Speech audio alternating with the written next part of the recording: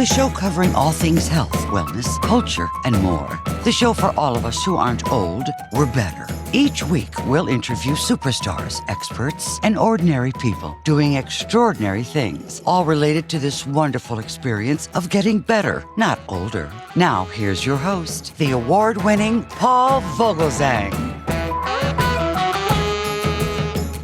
Thank you. I'm Paul Vogelzang. Welcome to the program, brought to you generously by Caraway. Good-looking, clean cooking. Today's guest brings us a story about someone who was impossible to ignore in life and refuses to be forgotten in history.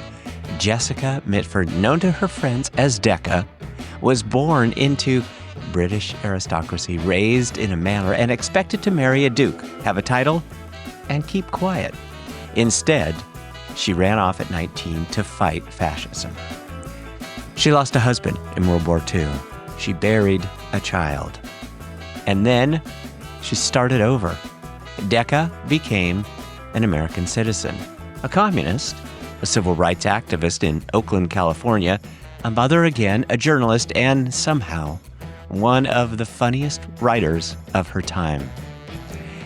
She took on the funeral industry in the American way of death, of all things, and hit the bestseller list doing it. She roasted corrupt institutions with style. She loved a microphone, and she believed the fight for justice didn't have to be grim. Decca wrote hard truths. But she also threw great dinner parties. Today we speak with the woman who brought Decca's full story to life, author and scholar Carla Kaplan. Her new book, Troublemaker, is more than a biography. It's a reminder that rebellion can be joyful, that humor is a weapon, and that living a principled life, even an unruly one, can still mean living well. This is the Not Old, Better Art of Living interview series on radio and podcast. I'm your host, Paul Vogelzang. Let's get started with Carla Kaplan. Award-winning author Carla Kaplan's our guest today. Carla, welcome to the program. Thank you so much for having me. It is really exciting to talk to you. We've had a chance to chat a little bit about your wonderful book, Troublemaker. Love the title, and we're going to get into this.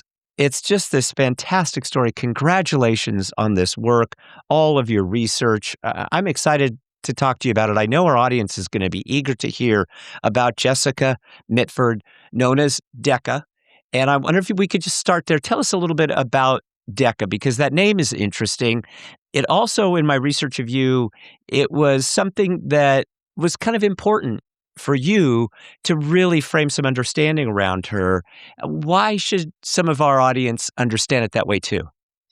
So it was very important to me to keep her nickname and to refer to her as Decca, although I also tried to make the point that too many women writers are referred to by their first names, that, we never say Ernest or William. We say Faulkner and Hemingway, right? Okay. But Okay. we do say, we do say Jessica and Emily and Jane. But Decca was consistently known as Decca all her life by everybody. She was an incredibly winning personality. She was somebody who everybody wanted to be in the room with.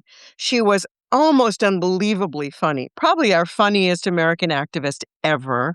And she was deeply interested in other people. So she was very engaging and very charming.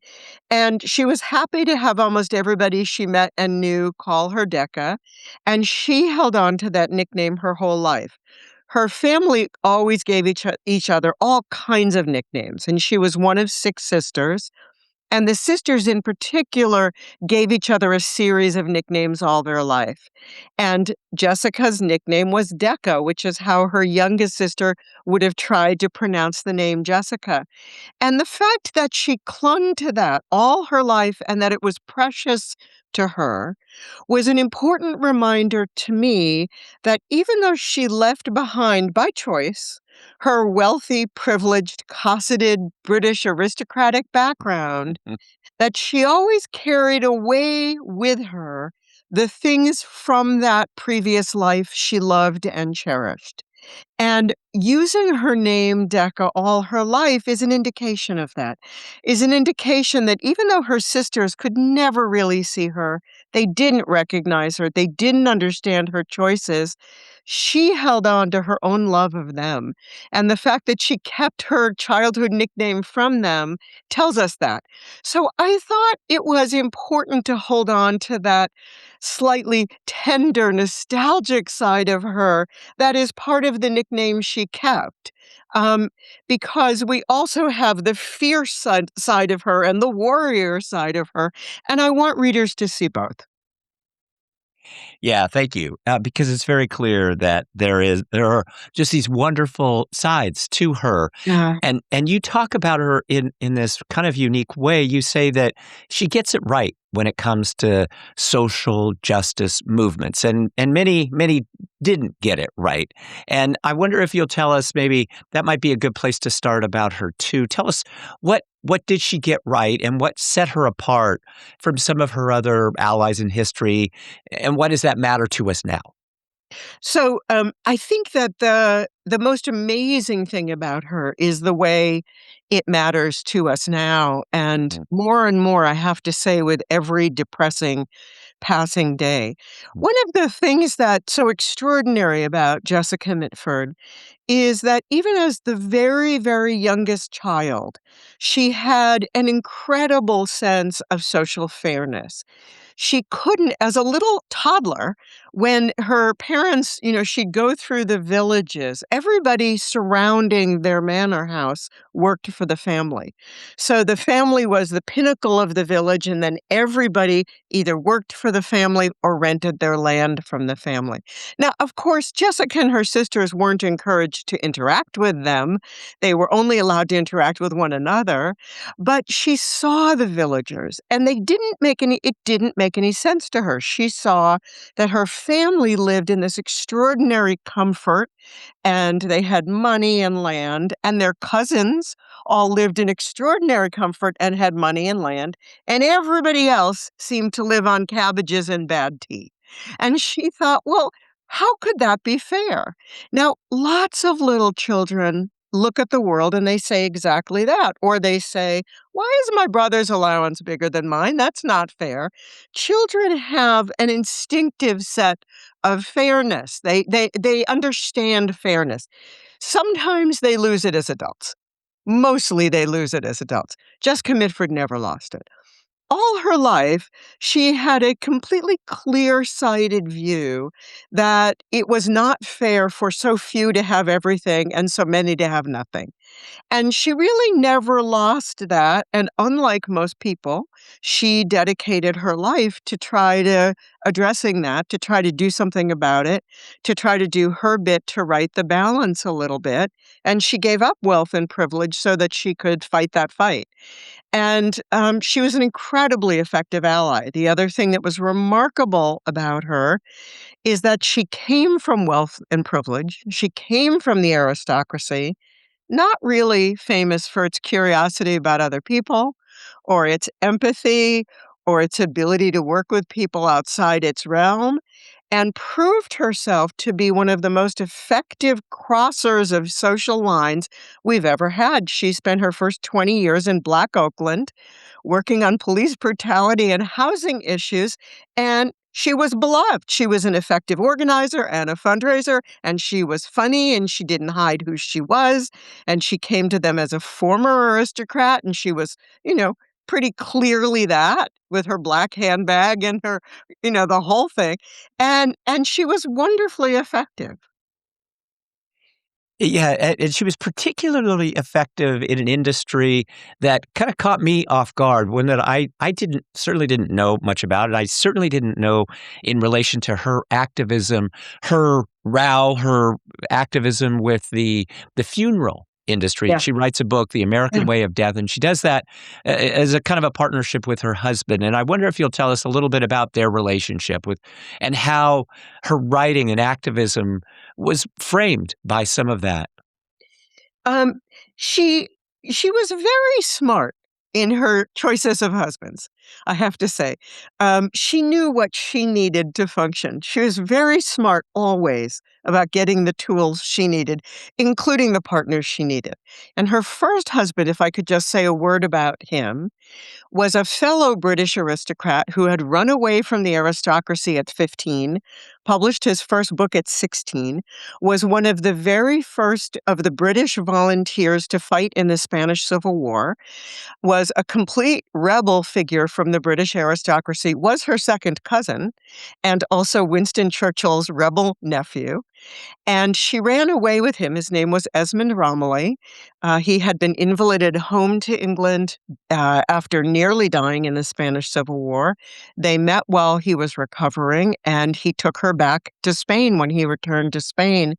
He was unfortunately shot down and killed over the North Sea early on in the war, in World War II. He signed up as a volunteer with the Royal Canadian Air Force and was killed. And here was Jessica Mitford in the United States, in Washington, D.C., estranged from her family, absolutely no education of any kind. She had never gone to school, no money, no training, with an infant daughter, and she's a British war widow stuck in Washington, D.C. And she has to make her own way. And it's really the sort of start of the Jessica Mitford who we come to know. And she's remarkable at making her own way. She gets a job in the Office of Price Administration as an investigator, finds out she's a brilliant investigator, and meets the man who becomes her second husband, whose name is Robert Truhaft, who is a Jewish progressive lawyer. And they are a phenomenal team. He is in many ways an absolutely perfect pick for her as a second husband, because one of the marvelous things about Bob Truhaft is, unlike Jessica Mitford, he didn't particularly love the microphone. Jessica Mitford loved the microphone. I think it's the first thing I understood she and I had in common, that we both love a microphone. But Bob didn't. He just loved to do good work, and was a wonderful partner for her. From the day they became involved, he took over all the domestic chores of the household, cooking, shopping, keeping the household calendar, keeping track of things. So it was very much a feminist marriage, although Jessica Mitford never embraced the term. Bob was, one of those wonderful early partner husbands who really wanted his wife to shine. He really supported her career, both as a civil rights activist and then as a writer. And the book came from him. So the book, The American Way of Death, which put Jessica Mitford on the map, it was a breakout bestseller, blockbuster, topped of the bestseller list in 1963, week after week after week after week, which they did not expect. They thought the book would sell to some Unitarians and some Memorial Society people. So they were as shocked as anybody. But the book had come from him. He was a progressive attorney who was the lawyer for the Bay Area Memorial Society, the nation's second such association of people who got together to try to avoid expensive funerals. I think the first was in Seattle, Washington. And Bob would bring home stories of his clients. Now, most of his clients were widows who had received a death benefit when their union husbands had died, and the unions pay a death benefit to the widow or the widower. In this case, it was almost always the widow. And they would go to the funeral home to arrange their beloved's funeral, and lo and behold, whatever the death benefit was, that's what the funeral cost. And Bob would come home every day complaining about this. How do they know? He would say, how do they know exactly what the death benefit is? Until one day. Can I tell a slightly grisly story? Oh, please. I'm Okay. wrapped. Yeah. Okay. So I'm one with you. day, Bob comes home, and he has been sitting with a client of his who was a grieving widow of a union worker, absolutely distraught, just could barely get the story out. She had been to the funeral home to arrange the funeral for her husband who had died. And the death benefit, I'm making this up, but it was something like $876.13. So let's just call it that. And the undertaker said that the funeral is going to cost you $876.13. So you have to have these flowers and this service and this casket. And she kept trying to explain to him, I need that money to live. I can't spend all that money on the funeral. I won't have any food. And he kept pushing her into these more and more expensive arrangements. And and she finally pointed to a plain wooden casket. And she said, "Well, does my husband really have to have this mahogany and, copper and satin lined? Could he be in a simpler wooden box like that?" And the undertaker said to this grieving widow whose husband had just passed away after a marriage of almost 50 years, he said to her, "Well, ma'am, I can put your husband in that box, but I'll have to cut his feet off to do it." Bob came home with this story, and Jessica Mitford, who had dismissed Bob's Memorial Society work for a long time as that's Bob's thing, said, "All right, that's it. We're writing a book. We have to expose this." And really, she was leaping to the defense of these working class widows who were being fleeced. And it was their pain she was feeling. It was the pain of these women who were being treated that way. And she said, "I'm going to do this book, but we have to do it together." And Bob took a year off from his practice, and they wrote the book together, and they egged on each other's grisly details, and they egged on each other's research, and they egged on ways to make fun of the undertakers and the morticians, which is what part of why the book was such a phenomenal success. It's a book about death, which is unbelievably funny. How do you do that? You have to be Bob and Decca. So it was sort of the Bob and Decca show, and Bob did certain kinds of legal and economic research, and that freed Decca up to go undercover. Undercover was her favorite thing. She was a prankster and a teaser, and she loved going undercover. So she would dress up as a grieving widow and go talk to undertakers to see what lies they would tell her. And one of the lies always was that it was a law, a federal law, that every body had to be embalmed. Well, there was never a federal law, but they would tell poor clients and customers this. So she went undercover to conventions. She went undercover to the funeral conventions.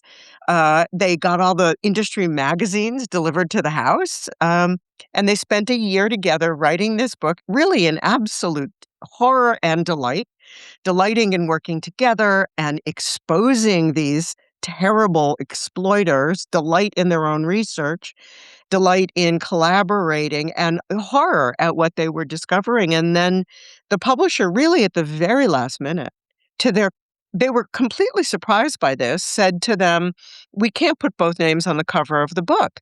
We can only really sell this if it's a book by Jessica Mitford." And they were sort of shocked. And Bob said, "I don't care. I'm not an author. I'm not going to write other books. You are. Put your name on." He knew. He knew she was going to have a fabulous writing career. And Bob said, "Just put your name on it. I don't care." Coming up, Jessica Mitford walks into a House Un-American Activity HUAC hearing, the same hearings that ruined careers, jailed activists, and silenced voices. She fully expects to be hauled off to prison, but what happens next, no one saw coming.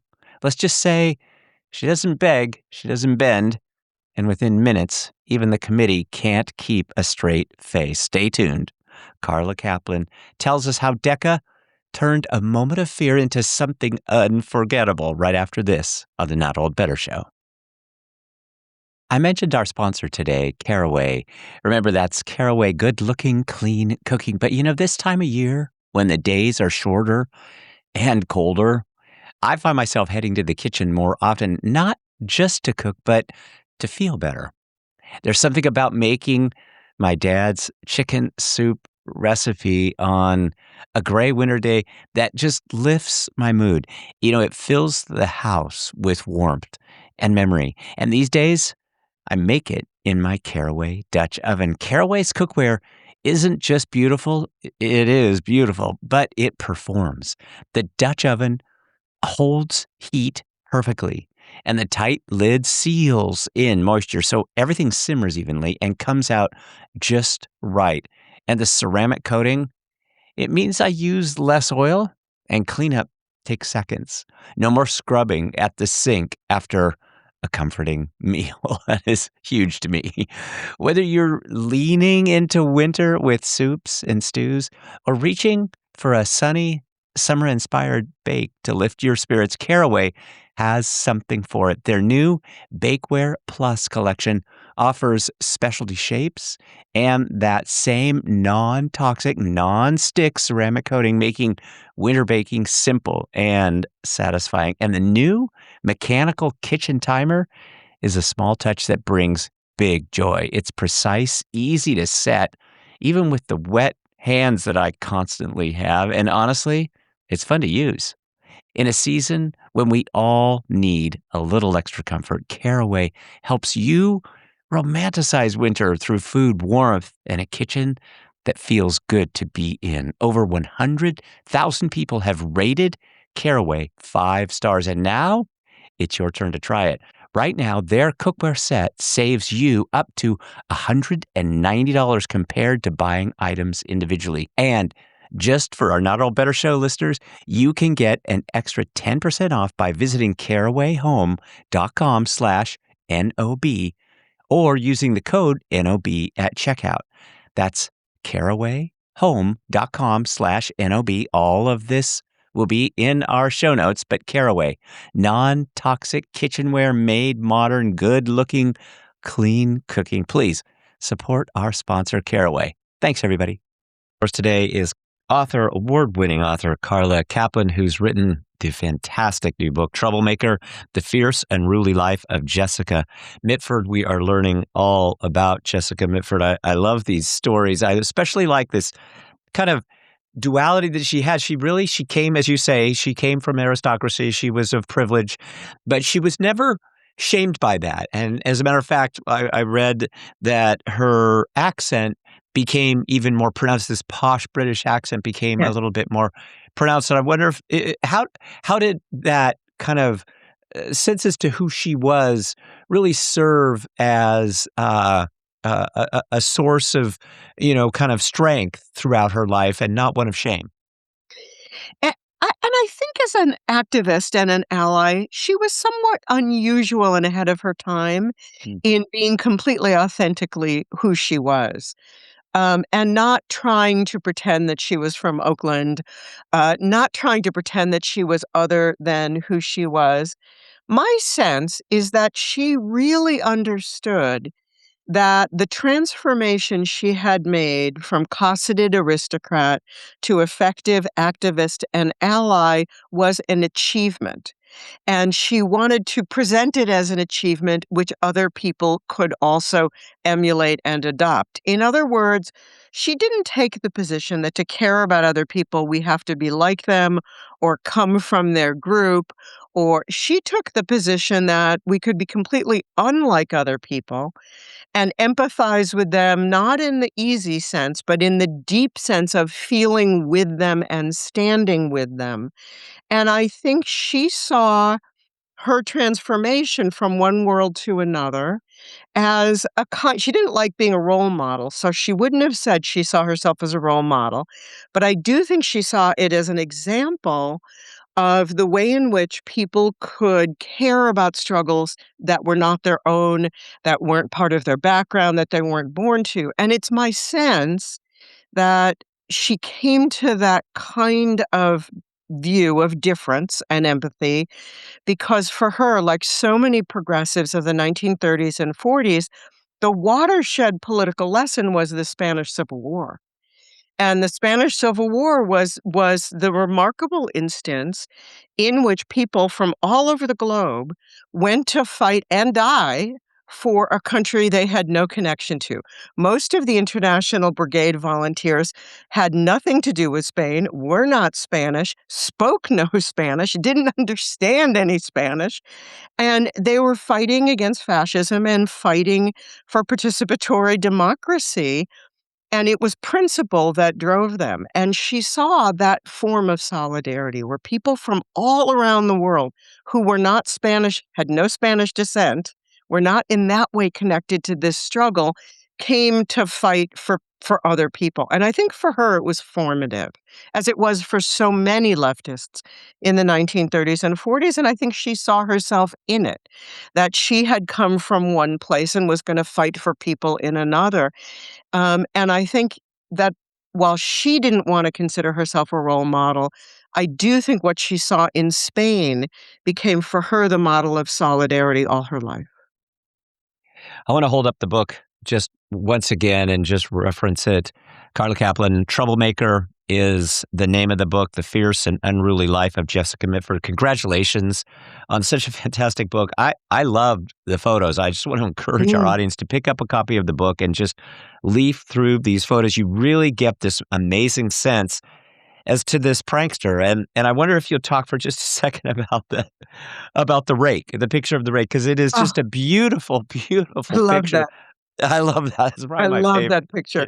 Yeah, yeah, So, I'm very proud of that picture. As far as yeah. I know, it's never been printed, distributed, displayed, or seen, outside of Right. one gallery showing before, so I'm very proud. There are 87 photos in the book, and I want Amazing. you to know I Beautiful. fought like crazy for that How because about I really wanted people to see Decca and to see her with there are photos of her with everybody from, Woody Allen to Maya Angelou to, America's great baby doctor, Benjamin Spock. Yeah, she's with everybody, and you see these photographs of her, and the photograph of her with the muckrake was actually part of a wonderful series that was done of celebrity photos in which each celebrity was given a kind of iconic thing to hold, and, there are writers and actors, so really they're holding mostly the most obvious sorts of objects, like microphones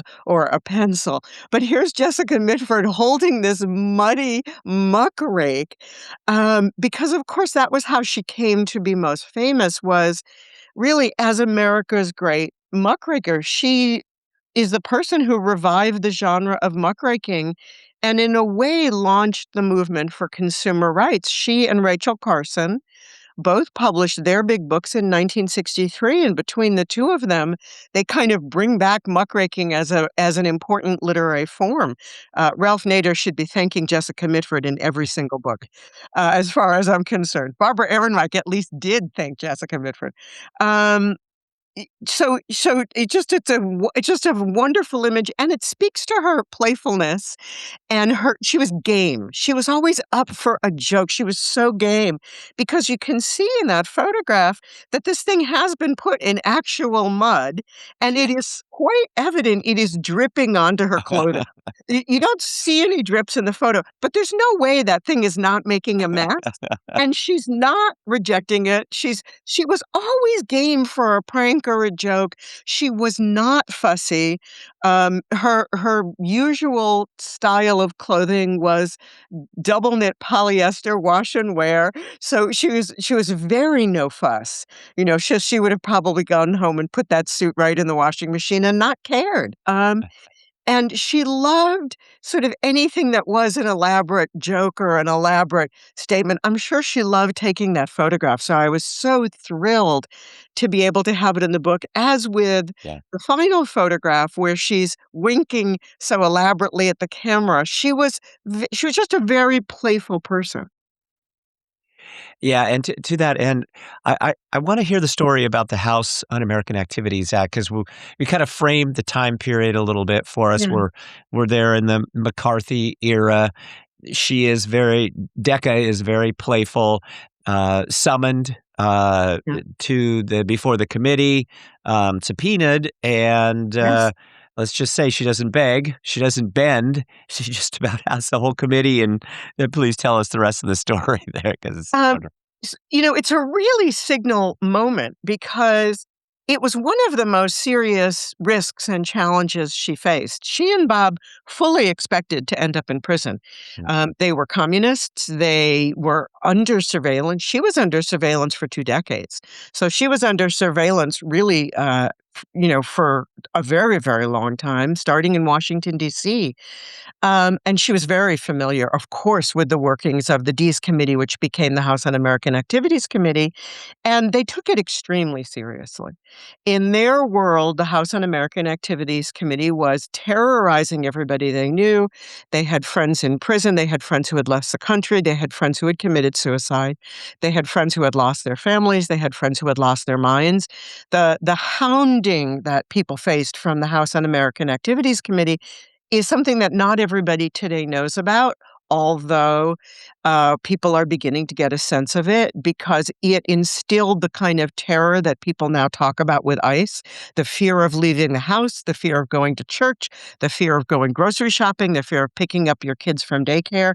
And everybody in the party had a backup person to take the kids if they went to prison, a backup for that, a backup for that, and a backup for that.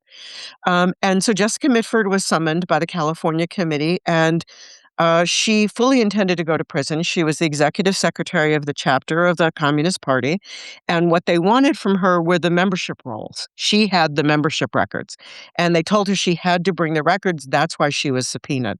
So she went to her hearing. She put on her best dress. She put on a hat made by her mother-in-law, who was a famous milliner on the Upper East Side of New York City. She put on her best Aranka hat, and she put on her pearls, and she did the whole thing, but she did not take any papers with her.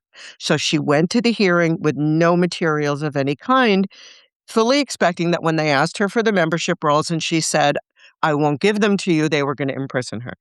And they were asking her question after question after question, and she refused to answer them. She took the fifth on everything. She wouldn't answer their questions, and they were getting really fed up with her. So they finally asked her, ironically, if she was a member of the Berkeley Tennis Club, the most right-wing association in the East Bay, and she misheard them. What she heard, which wasn't what they said, she heard Berkeley Tenants Club, and so she refused to answer that either, and it broke up the whole audience. Everybody cracked up, and they didn't wanna be laughed at. It was the one thing they couldn't stand, and we could really use her ability to make fun of people today, boy, but Yeah. they couldn't stand being laughed at, and so they threw her out of the room, and they said, "That's the end of the hearing," and she took off and instantly knew they were gonna suddenly remember themselves and realize they hadn't asked for the files, so she went into hiding instantly for 4 days, actually with a friend who was a dentist who she thought, "Well, they won't look here," and they didn't, and so she put herself in hiding because as soon as she was out of the building, they remembered that they hadn't asked her for the files. So she escaped going to prison for that, really just by the weight of her own humor and the way in which she happened to disarm them, and by great luck. She fully expected to go straight to jail. It's just such an amazing personality. I couldn't agree with you more. We need more of that today. Yes. I loved the idea of this relationship that Jessica Mitford had with Maya Angelou, and I wonder if you'd tell us a little bit about that because it does serve to give us some basis for understanding the connection that we can make with others despite differences. And I thought that was an interesting parallel for today too. Maya Angelou was one of her 3 very best friends. She had 3 lifelong women friends. One was Virginia Durr, the great civil rights icon from the South. The other was Marge France, who is one of the founding women of women's gender and sexuality studies, and Maya Angelou. And Maya Angelou and she always referred to each other, to one another, but to everybody else as, "This is my sister." And when interviewers would look at them and say, "You don't look very much alike," they would say, "No, this is my sister," and they refused to modify it or explain it. And they had a really amazing, friendship that they carried through decades. They shared all kinds of writing with each other. They would share their drafts with one another. They shared the fact that they both came from unlikely backgrounds and achieved wonderful success as writers.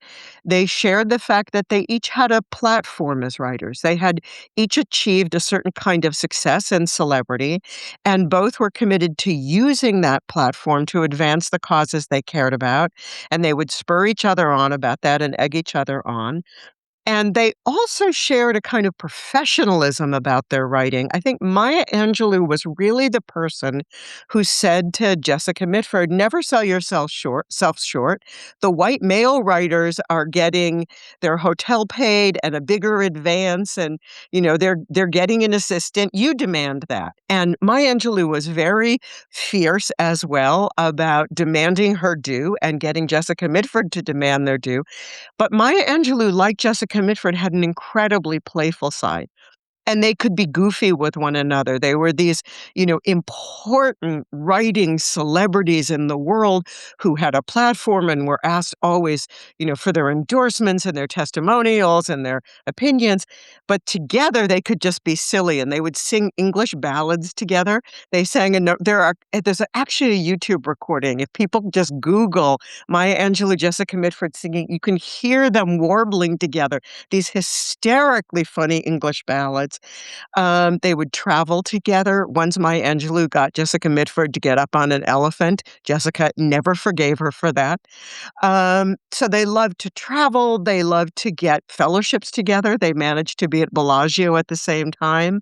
And they loved to share being important in the world and then being silly with one another. And I think for Decca, it gave her a great deal of what she missed with her sister. So her sisters never fully recognized her new life or her choices. They didn't understand why she had given up the aristocracy and lived in Oakland, California, and she missed them. She missed that sisterhood and that intimacy. And with her three close girlfriends, and especially with Maya Angelou, her sister, she got that back. She got back that playful intimacy, that playing with language, having a private language, having private jokes. They used to talk every day. They would constantly appear together. I think it was a wonderful, wonderful friendship that was very sustaining for them both. Again, Carla Kaplan's our guest, and we're talking about the fantastic book Troublemaker by Carla Kaplan. We'll have links so that our audience can find out more information about the book Troublemaker, about all of Carla's work, the photographs, the research, amazing. There is this fantastic black and white. The photos are just fantastic, Carla. There's this beautiful photo of the sisters in black and white in the book. I just so enjoyed all of that. I just have a couple final questions for you. Great. I know you're so busy. To Decca, this issue of her writing and her craft and this idea of kind of even journalism, which I think is an important one for us to kind of talk about today. You have this quote that you attribute to Decca that she says, "Objectivity was never the goal. Accuracy was." And I Yes. think during this time when so many of us are overwhelmed with conflicting information, all of this malarkey, the fake news, all of this stuff, what do you think that Decca's approach to truth telling might offer us today? Because I think there's a power in that. There's an enormous power in her approach, I think, because she was, on the one hand, deeply fact-based. She was an incredible researcher. Her research was unbelievable, and her memory was phenomenal. So she remembered her facts. She could marshal them at a moment's notice. And she deeply believed in the power of facts. She deeply believed in the power of facts and the power of science, in the importance of having data, in the importance of actually knowing what you were talking about. But she didn't believe in the notion that one had to gather all those facts into something that had no point of view. For her, the point of good journalism was to have all your work be perfectly fact-based, but in the service of making a point. So another one of her famous lines was, "Objectivity? I've always had an objective." And she always marshaled her facts and her data in the service of advocacy, in the service of making a point. Whether she was writing a travel article, she had a point, or whether she was writing about the American prison system, she had a point. She didn't make things up.